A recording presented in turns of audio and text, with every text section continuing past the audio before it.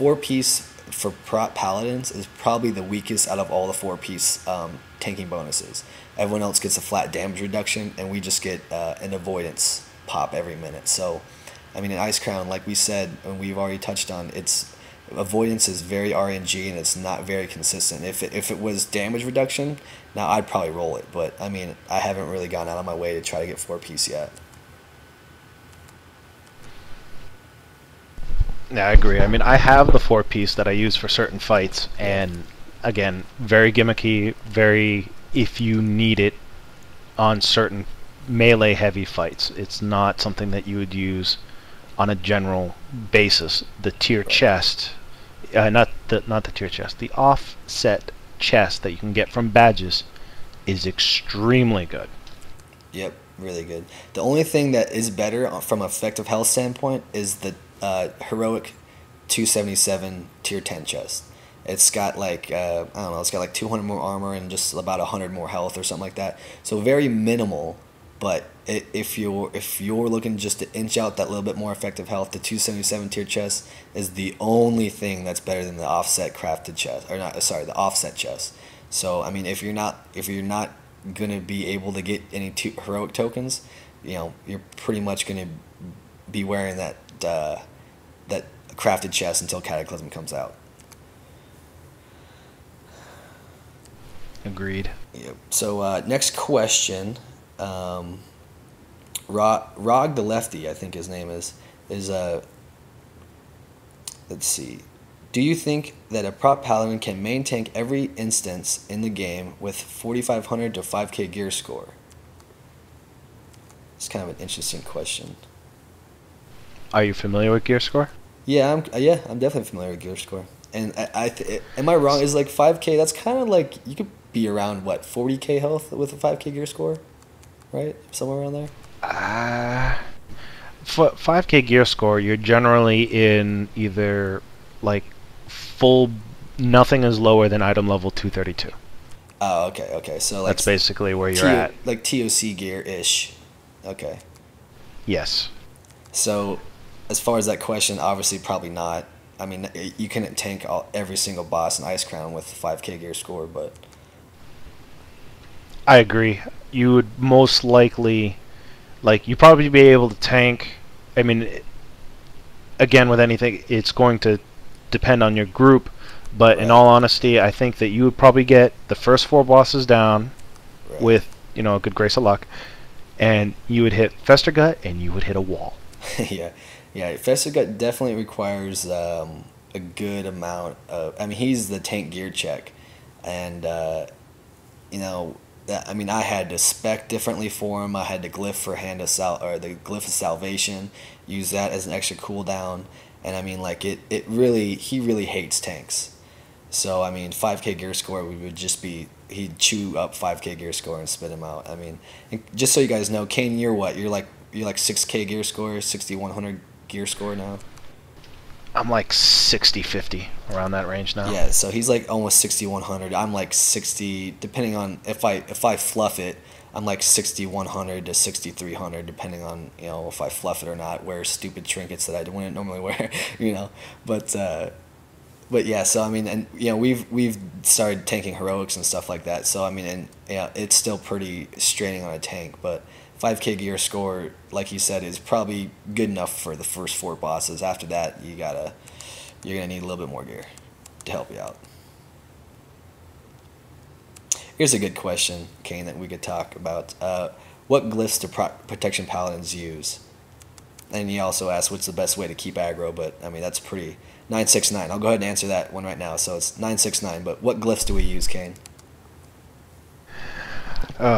Generally, especially for like bosses, I use the Divine Plea, which is a flat 3% damage reduction. Yep. I use I find it very important to make sure that our taunts work, so I use the glyph of whatever it is that allows our taunts to work better. Righteous Defense. 8%. Yep, that's it. That's very important, especially on fights like Festergut. You need to be able to taunt and not have it miss. Yep. After that, this might vary from tank to tank. Right now, I'm using Salvation for an extra cooldown. Mm-hmm. Otherwise, I would be using the Glyph of Vengeance for the extra expertise. Right, right. For you guys that don't know, the Glyph of Vengeance adds a flat 10 expertise skill, not rating. So say your character screen says you have 16 expertise. You click your Vengeance, your Seal of Vengeance, you'll have 26. So it's not rating, it's a flat, so it's a very high amount. I don't know how much it works out to in rating, but it's a very strong amount of expertise. It's a flat 10 skill. So I use that one. I don't know if you know this, but Trek did a breakdown, and since they've changed a lot of our mechanics and the way all of our stuff is avoided and stuff, 26 expertise rating or skill is actually the strongest threat stat we could have, and then it's hit rating after that till cap, and then back to expertise. But so me personally, I like having always being soft cap expertise or 26 expertise skill. So I just use the Glyph of Vengeance and Divine Plea, and then I switch out the third one depending on the fight. I have 10 stacks of the Glyphs of Salve and 10 stacks of the Glyph of Taunt. So depending on what fight it is, you know what I mean? If I need the extra cooldown, I'll throw in the Salve Glyph. But if it's a fight where if my Taunt misses, the raid could potentially wipe, like you said on Festergut, I'll switch the Taunt Glyph in. So, but 9 times out of 10, I'm running the Taunt Glyph, Vengeance, and Divine Plea.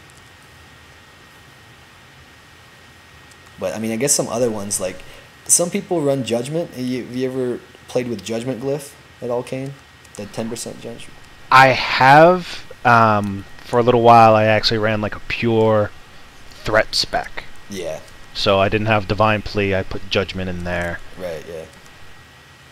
Yeah, I mean, that's definitely another threat glyph, like Vengeance would be, but...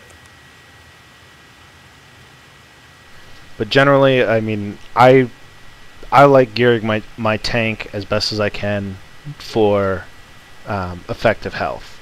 And for the most part, like if you're just starting tanking or getting into it, that's pretty much what you should be doing as well. Threat comes afterwards. Yeah, exactly. And you guys will understand this. Is like if you're on a progression type setting, your threat really shouldn't matter, because raid members should understand that you're in progression gear. I think I have all of 55 hit rating in my progression gear, which only comes from the ring, the tanking ring, the faction ring you get from Icecrown. And my expertise is like, I think I barely have 26 expertise rating. That's only because of the chest and the glyph, the crafted or the offset chest. But I mean, like your DPS should know that you should be getting misdirects, you should be getting tricks. On progression fights, the only thing that matters is that you stay alive. So I mean, your threat really it's kind of on the back burner. You want to make sure that you stay alive first. And then once you get past that, you kill him a couple times, you kill this boss, then you might want to start switching out gear, throw on some threat gear, so on and so forth. But I say until you kill a boss a couple times, stack on as much armor and stam as possible. So, and just put that threat on the back burner. DPS should know to throttle their damage so they don't cap you. Definitely agreed.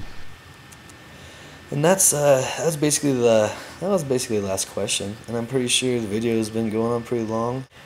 Caine, definitely thanks for coming on the channel. Thanks for talking about this.